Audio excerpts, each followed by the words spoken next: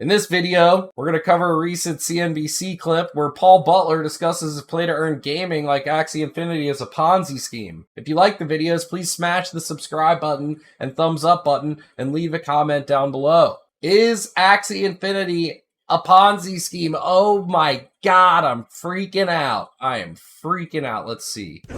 No. Wait. Let's listen. Yeah, I think there's two pieces here. So the first is kind of the mechanics of the game itself and how those mechanics have kind of devolved into a Ponzi scheme. And, we could argue whether that was the original intention or not, but it seems like these days, even the developers of the game kind of in hushed tones will kind of admit as much. And then the other aspect of this is just So he talks about first, he's going to talk about the game mechanics and tokenomics and how they might have evolved into like a Ponzi economics, Ponzi-like economics. And I think it's important to note here that games, specifically Axie Infinity, are very young and these economics are evolving constantly.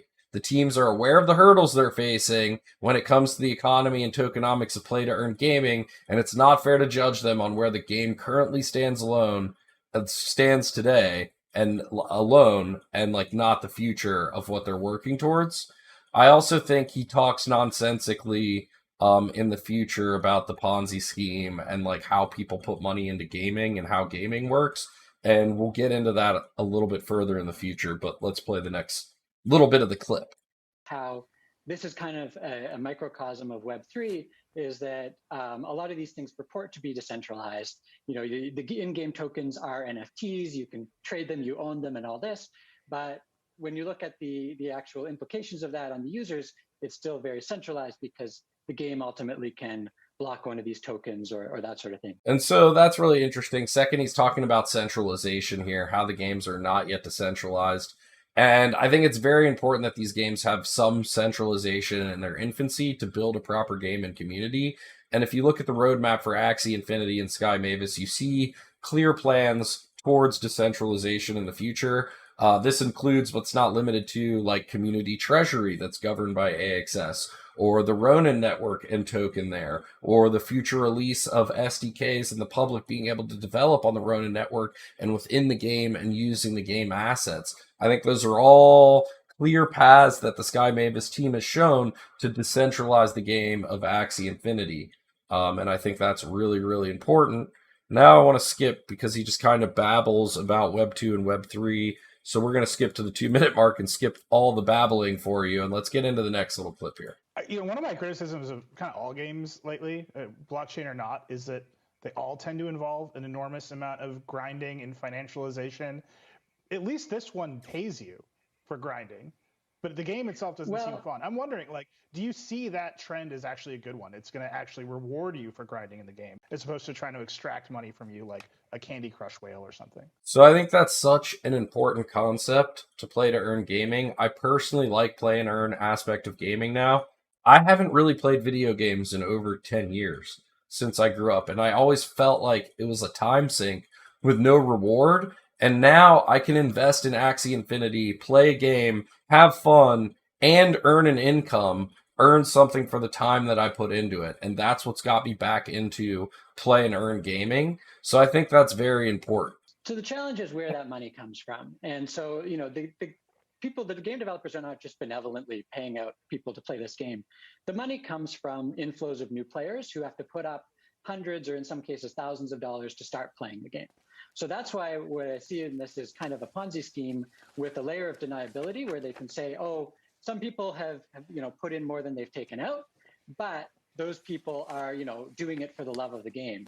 But when you peel back the covers, there's just nobody out there doing it for the love of the game, or it's a very, tiny piece of the pie, and most users are in it because they want to make more out of it in the long run, which of course just mathematically doesn't work. So there aren't all video games and entertainment to that point where he calls it a Ponzi scheme, where people have to put money in for the entertainment. Aren't all video games and entertainment then quote unquote Ponzi schemes? People put money in for the entertainment they don't expect a return. And in traditional gaming, developers reap all those rewards. In Web3 and Axie Infinity and play and earn gaming, the money coming in from entertainment and new users is spread throughout the entire community, and daily active users by breeding and selling in the marketplace, renting assets, or playing the game to earn tokens, where all of the people of the community actually benefit from the economics of the game. So I think that's an important distinction. And if you're going to call play to earn gaming a Ponzi, then I think what is like traditional gaming where everybody's just putting in money and they get nothing out of it? Is this not a better evolution of that? And then let's see what this next question is. There's been a lot of coverage of how in the Philippines specifically, some of the players of Axie are using the income streams from the game to pay bills in the real world. And on one side, you have play to earn, but I'm wondering, on the other side, you also have someone who is playing to lose. And while you have examples like the Philippines that are positive examples, do you think that this is a net benefit or net detractor from the real world economy? And what happens to those people who are playing and losing on the other side? I think when you hear the story about the Philippines, it's obviously a very feel-good story, but underneath the coverage, it's kind of a PR play from some affiliated parties of the game itself. Like what PR play? Obviously, for each dollar coming in, the Philippines is the biggest growth market of this game.